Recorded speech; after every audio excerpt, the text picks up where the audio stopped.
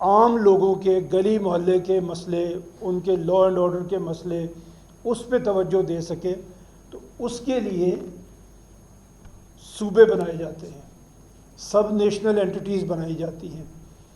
उनका काम फिर ये, उनके ज़िम्मे ये लगता है कि जो ऊपर काम हैं, जो इंटरनेशनल लेवल के हैं, जो नेशनल लेवल के हैं, जिन्हें एक नेशनल लेवल पे आपने डील करना है, वो एक गवर्नमेंट है जो डील कर रही है।